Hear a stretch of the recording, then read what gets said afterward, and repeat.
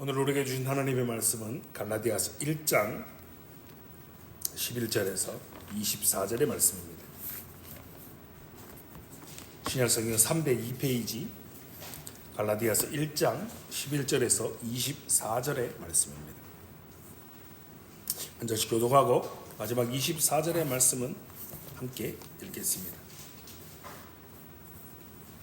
11절입니다. 형제들아, 내가 너희에게 알게 하노니 내가 전한 복음은 사람의 뜻을 따라 된 것이 아니니라.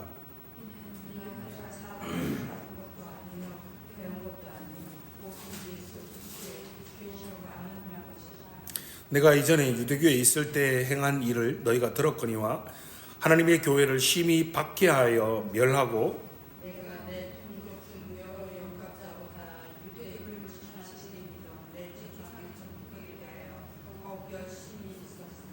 그러나 내 어머니의 태로부터 나를 택정하시고 그의 은혜로 나를 부르시니가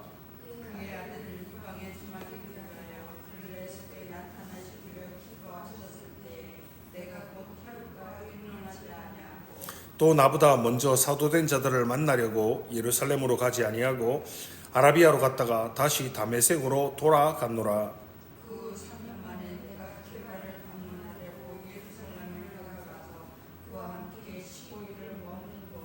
주의 형제 야고보 외에 다른 사도들을 보지 못하였노라.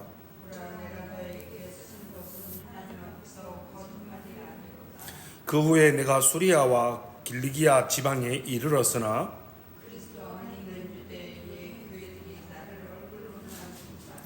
다만 우리를 박해하던 자가 전에 멸하려던 그 믿음을 지금 전한다 함을 듣고 나로 말미암아 하나님께 영광을 돌리니라. 아멘.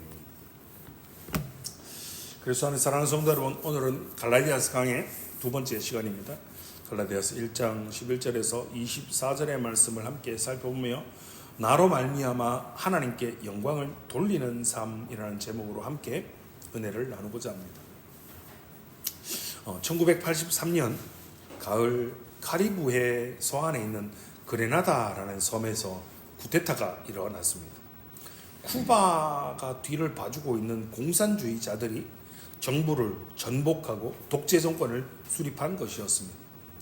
군사 정부 치하에서 국민들은 즉시 그들의 자유를, 그들의 권리를 모두 빼앗겼습니다.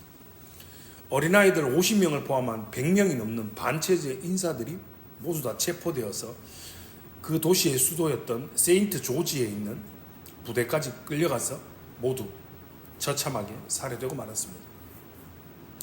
한 지방의 목회자가 이러한 독재 정권의 압제를, 그리고 그 압제의 와중에도 살아있는 사람들에게조차도 테러가 가해지고 있다는 것을 알렸습니다. 외부로 알렸습니다. 그러자 당시 미국의 대통령이었던 레이건 대통령은 즉시 구조 병력을 그레나다에 파견했습니다.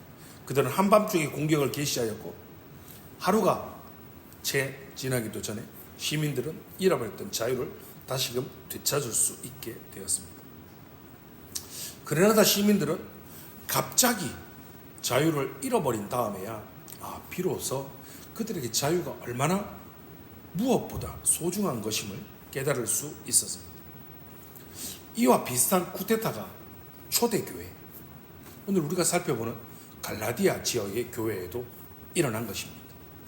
유대주의자라고 불리던 유대인 가운데서 기독교로 개종하였던 유대인 그리스도인들이 갈라디아 지역의 교회들에게 침투하여서 그들에게 율법주의를 가르침으로써 그들에게서 예수 그리스도 안에 있는 진리 안에 있는 자유를 바로 도적질해 간 것이었습니다.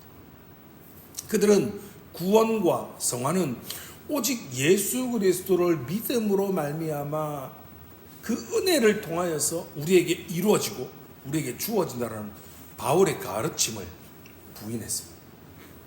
사도행전 15장 1절은 이렇게 말합니다. 어떤 사람들이 유대로부터 내려와서 형제들을 가르치되 너희가 모세의 법대로 할례를 받지 아니하면 능히 구원을 받지 못하리라 라고 말입니다. 분명히 바울은 참된 복음을 그들에게 증거해 주었습니다. 은혜로 믿음으로 말미암아 구원을 받는다라고 가르쳤는데, 유대로부터 내려온 형제들이 아니다, 너희가 모세의 법대로 할례를 받지 아니하면 너희가 구원을 받지 못한다 라고 거짓 복음, 다른 복음을 그들에게 가르쳤고,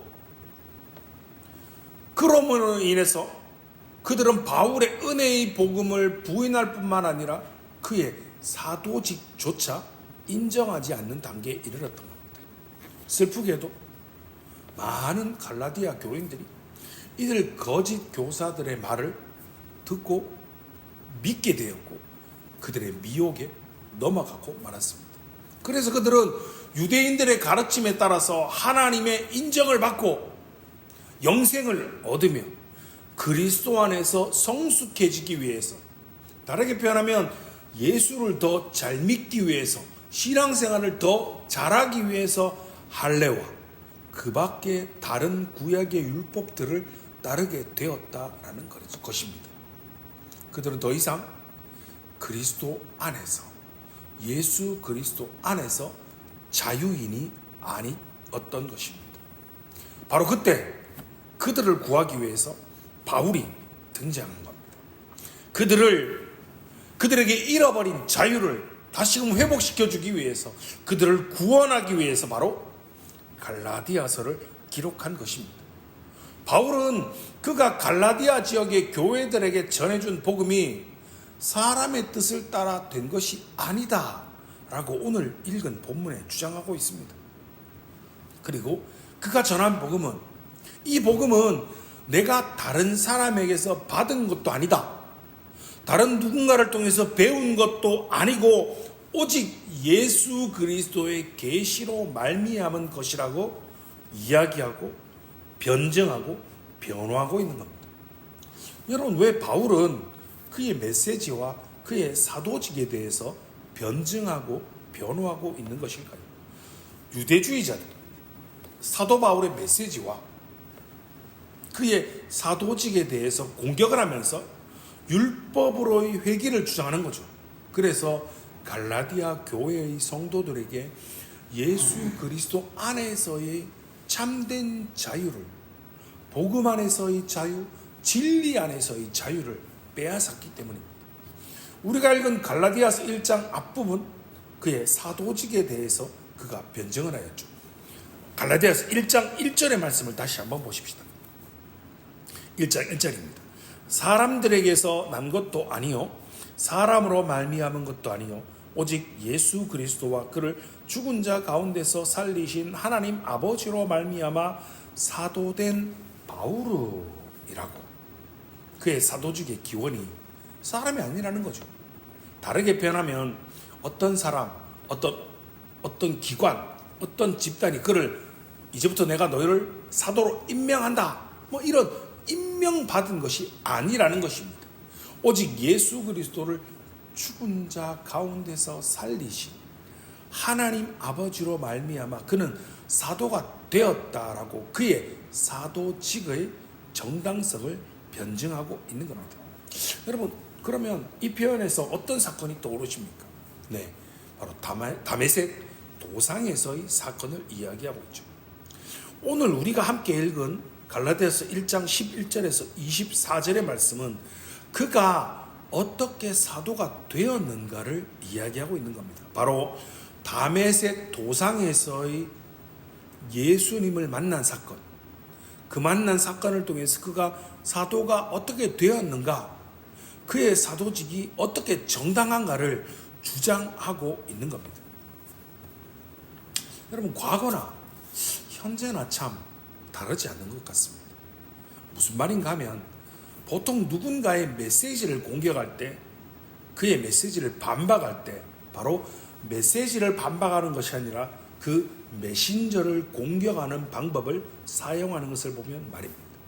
바울의 메시지를 비방하고 그의 메시지를 공격하기 위해서 그 말하고 있는 사도, 그 말하고 있는 바울, 그의 사도직의 정당성에 대해서 그는 사도가 아니다, 그는 사도직이 없다 그의 사도직은 정당하지 않다라고 먼저 그 메신저인 사도 바울을 공격하고 있다는 것을 우리는 추론할 수 있습니다. 그럼 그들은 그의 과거를 문제 삼고 있는 거죠.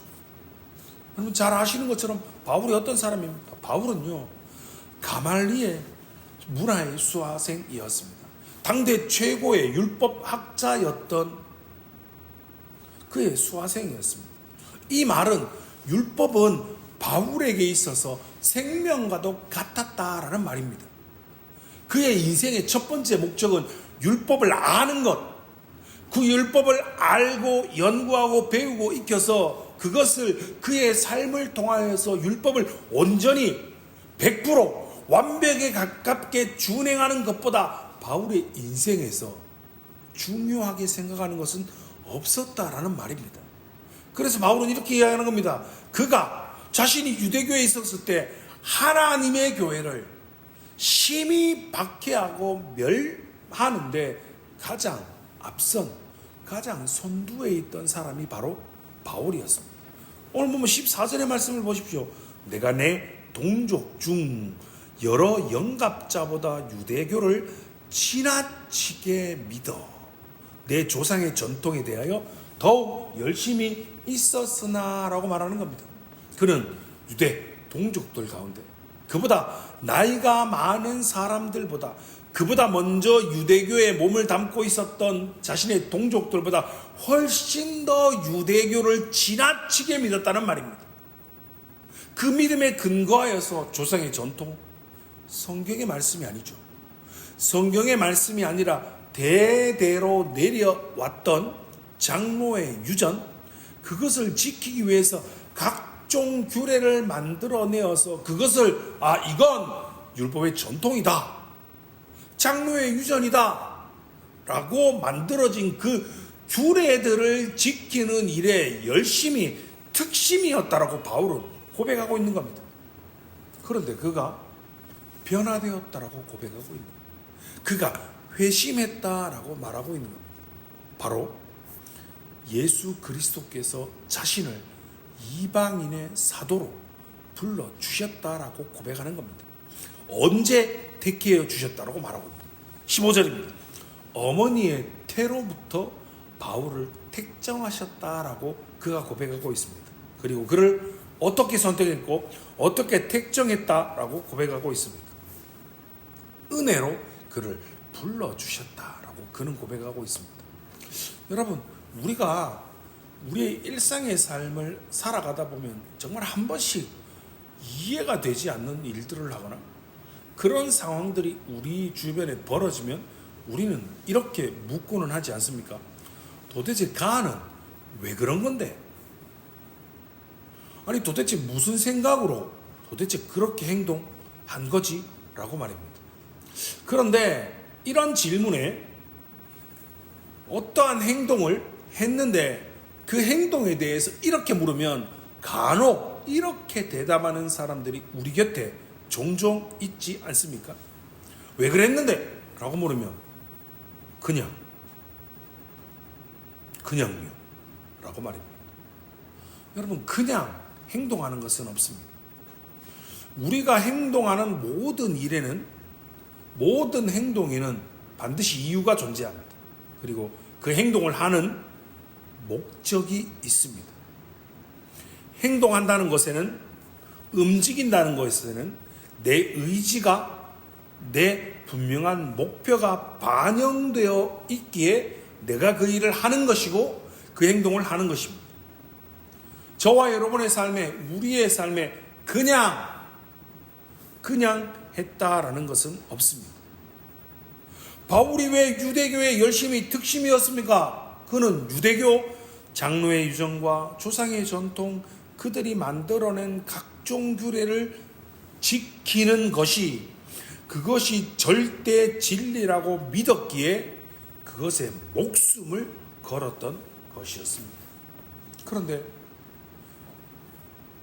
그 조상의 전통을 지키고 율법을 준수하는 일이 삶의 최우선의 목적이었고 목표였고 삶의 제일 되는 방향성이었던 그가 다메섹 도상에서 그가 핍박하던, 그가 박해하던 예수 그리스도 그분을 만났습니다. 그분을 만난 겁니다. 예수 그리스도를 믿는 자들을 핍박했습니다. 감옥에 집어넣었습니다.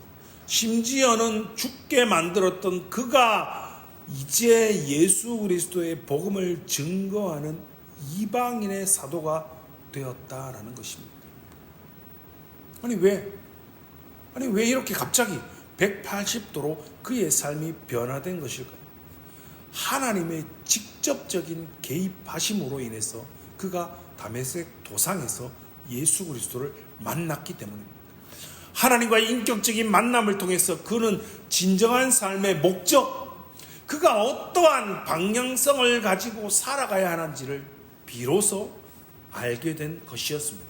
그는 그분을 만남으로써 구원이란, 믿음이란 내가 무언가를 지키고 내가 무언가를 행해야 은혜를, 구원을 받는 것이 아니라 단지 나의 죄를 위해 십자가에 못 박혀 죽으신 그 예수 그리스도를 믿음으로, 내가 그것을 믿음으로 은혜의 구원을 받고 자유함의 구원을 받게 되는구나라는 것을 그가 비로소 알게 된 것이었습니다. 그의 태어난 배경, 그가 배워왔던 이제까지의 모든 학문들, 그가 자라왔던 삶의 모든 요소들이 예수 그리스도를 만난 이후에 나의 인생의 모든 시간들은, 이제까지 살아왔던 나의 인생의 모든 발자취들은 이방인의 사도로 나를 이방인들에게 복음을 증거하게 하시기 위한 하나님의 작정하심이구나, 하나님의 섭리하심이구나. 하나님께서 그를 위해 어머니의 태로부터 나를 택정하셔서 준비하셨고 예비하셨음을 그가 비로소 알게 된 것이었습니다. 여러분, 그래서 바울의 삶은, 그의 삶의 방향성이 완전히 바뀐 것입니다. 그리고 그의 행동들을 그는 오늘 본문을 통해서 이렇게 기록하고 있는 겁니다. 16절에서 22절의 말씀이 바로 그가 다메섹 도상에서 예수 그리스도를 만난 후에 그의 일정을 기록하고 있습니다. 자, 하나씩 보시면요. 그는 다메섹 도상에서 예수 그리스도를 만난 후에 자신의 혈육들과 의논하지 않았습니다. 그리고 먼저 사도된 자들을 만나려고 예루살렘으로 가지도 않았습니다. 그는 아무도 없는 아라비아로 갔다가 다시 다메섹으로 돌아갔습니다. 그곳에서 3년이라는 시간을 보냈습니다. 3년의 시간이 지난 후에 게바를 방문하려고 예루살렘에 올라가서 거기서 15일을 머물렀고 주의 형제 야고보 외에는 다른 사도를 만나지 않았다라고 그는 이야기하고 있습니다. 여러분, 이렇게 짧게 언급되어 있는데요, 도대체 무슨 말을 하고 있는 걸까요? 왜 그는 그의 인생의 3년여의 여정을 이렇게 이야기하고 있는 것일까요? 갈라디아 지역의 교회들에게 자신의 사도직에 대한 정당성, 그리고 그가 하나님께로부터 받은 복음이 내가 다른 누군가의 사도로부터 복음을, 가르침을 받은 게 아니다, 내가 누구 수하에서 다른 누군가로부터 사사를 받은 것이 아니다, 내가 너희에게 전한 복음은 오직 예수 그리스도로부터 계시를 받아 너희들에게 복음을 증거했다, 나의 3년의 일정들이 이러했다, 나는 아무에게도 가르침을 받지 않았고 나는 누구 수하에서 배운 것이 아니고 오직 예수 그리스도로부터 계시를 통해서 너희에게 복음을 증거했다라는 것을 강조하고 있는 겁니다. 바울의 사도직에 타당하지 않음을 그들이 주장하지 않습니까? 그의 복음의 메시지를 공격하는 유대주의자들로부터 그의 사도의 직의 타당성과 그의 전한 복음의 참됨을 그가 변증하고 있는 겁니다. 그러면서 그의 본문의 서신을 통해 그들에게, 그리고 저와 여러분에게, 우리에게 이렇게 교훈을 주고 있는 것입니다. 24절의 말씀입니다. 그의 삶을 통해 하나님께 영광을 돌렸다라고 말입니다. 여러분 잘 아시지 않습니까? 저와 여러분의 삶, 우리 모두의 삶의 존재의 목적은 바로 하나님께 영광을 돌리는 것입니다. 그래서 우리가 믿고 고백하는 웨스트민스터 소요리 문답 제1문은 사람의 제일 되는 목적, 사람의 첫째 되는 목적이 무엇인가를 묻습니다. 그리고 그의 대답은 무엇입니까?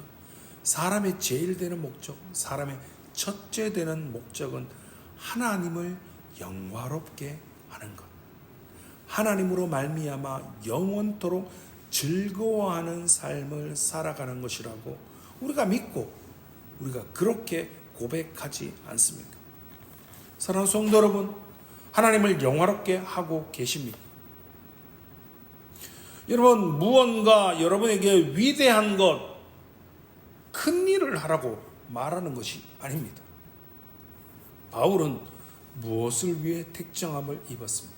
그는 이방인의 사도로 부르심을 받은 자였습니다. 그가 그렇게 부르심을 받았다면 그 부르심에 합당하게 그는 이방인들에게 복음을 증거하는 것으로 하나님께 영광을 돌리는 것입니다. 누구보다 앞서서 하나님의 교회를 핍박하던 그가 회심하여 그 누구보다 더 열심히 복음을 증거하는 모습을 보고 주변의 사람들이 이렇게 반응하는 것이죠. 와, 바울이 대단하구나 라고 반응하는 것이 아니라 하나님 정말 대단하시다. 자기를 저렇게 핍박하고 저렇게 못살게 굴던 저 바울을 회심하여서 변화시키셔서 그의 사도로 삼으시는 그의 복음을 증거케 하는 하나님이 정말 놀라우시다. 하나님 정말 위대하시다라고 그의 전도하는 모습, 그의 사도의 직을 수행하는 모습을 보고 그의 복음 증거로 말미암아 그 복음을 듣고 그 복음을 믿는 이방인들이 하나님께로 돌아오고 그들이 하나님의 백성이 되고 하나님의 백성답게 살아감을 통하여서 바로 그들의 삶을 통하여서 하나님께 영광을 돌리는 삶, 바울이 하나님께 영광을 돌리는 삶은 방법은 바로 그것이었던 겁니다. 바로 자신을 이방인의 사도로 불러주신 그 부르심의 목적에 합당한 삶을 살아가는 것이었습니다. 사랑하는 성도 여러분, 예수 그리스도를 믿음으로 얻는 은혜의 구원, 자유의 구원에 무언가를 더 더하는 것, 무언가를 우리가 좀 더 해야 한다라는 것, 여러분 그건 진정한 복음이 아닙니다. 그건 우리에게서 자유함의 복음에서 우리에게 이 자유를 빼앗아가는 다른 복음이며 거짓 복음입니다. 현대판 갈라디아 교회처럼 그레나다 섬들의 사람들처럼 공산주의자들의 쿠데타로 자유를 잃어버린 그들처럼 예수 그리스도를 믿음으로 우리에게 주어진 죄의 사슬로부터 죽음과 저주로부터 진정한 자유함을 누리시는 성도님들 되시기 바랍니다. 여러분 꼭 그 자유함을 잃어버려 봐야, 꼭 잃어버려 봐야, 꼭 없어져 봐야 그 자유함의 소중함을 느끼실 수 있겠습니까? 아닙니다. 여러분 자유를 지켜야 합니다. 받은 은혜를 지켜야 합니다. 바울은 그렇게도 지독한 유대주의자였습니다. 율법주의자였던 자신이, 여러분 성경은 바울에 대해서 이렇게 서술합니다. 죄인 중에 괴수, 악한 무리의 대장이었단 말입니다. 그런데 그런 그를 들어 사용하시고 그를 위대하게 변화시킨 하나님을 찬양하고 있는 겁니다. 변화된 삶, 열매 맺는 삶은 바울로 하여금, 나로 하여금, 우리로 하여금 하나님께 영광을 돌리는 삶의 존재의 목적에 합당하게 만드는 것입니다. 사랑하는 성도 여러분, 저와 여러분의 삶의 자리에서 하나님을 기쁘시게 하는 일, 복음 안에서 참된 자유함을 누리는 삶을 살아가시기 바랍니다. 여러분, 목사는요, 말씀으로 교회를 세우고 말씀으로 성도를 섬기는 것이 저의 역할이죠. 저의 부르신 목적이죠. 여러분 개인, 여러분 각자는요, 여러분이 매일 살아가는 삶의 자리에서, 학교에서, 직장에서 가정을 세우고 그 일터를 세우고 허락해 주신 그 분복을 가지고 여러분의 가정을 돌보고 여러분이 함께 예배하는 교회를 세우고 복음을 위하여 여러분의 삶의 자리에서 하루하루를 최선을 다하여 진력하여 달려가는 것이 여러분의 역할이며 여러분의 책임이며 여러분의 의무인 동시에 여러분이 누려야 할 자유함인 것입니다. 여러분, 여러분의 삶을, 나 자신의 삶을, 우리의 삶을, 지금 우리가 처한 우리나라의 상황을 한번 돌아보십시오. 나를 지켜주시고 이 어려운 가운데도 우리를 지켜주시고 우리의 가정을 지키시고 보호하시고 우리의 교회를 지켜주시고 이 나라를 지키시는 놀라운 하나님을 찬양하십시다. 지키시고 돌보시고 인도하시는 하나님의 놀라운 은혜와 섭리의 손길을 찬양하십시다. 우리가 좀 남들과 비교해서 좀 없는 거에, 좀 덜 가진 것에 불평하고 좌절하고 내 마음대로, 내가 원하는 대로, 내가 바라는 대로, 내가 세운 계획대로 나의 인생이, 나의 삶이 그렇게 진행되고 굴러가지 않는다라고 낙심하지 말고 눈을 들어서 하늘을 바라보시고 우리를 위해 이 땅에 오셔서 나의 죄를, 우리의 죄를 사하여 주신 예수 그리스도의 십자가를 바라보시기 바랍니다. 자꾸 나만 바라보지 말고, 자꾸 나의 환경만 바라보지 말고 하나님을 바라보시기 바랍니다. 우리에게 죄로부터의 자유를 위하여, 죄의 속박으로부터, 죽음의 저주로부터 우리를 자유케 하시기 위하여 독생자 아들 예수 그리스도를 보내어 주신 그 놀라운 하나님의 사랑을, 그 작정을, 그 섭리를, 그 은혜를 묵상하며 감사하며 주님 안에서 참된 자유를 누리며 살아가시는 복된 성도님들 되시기를 주님의 이름으로 축원합니다.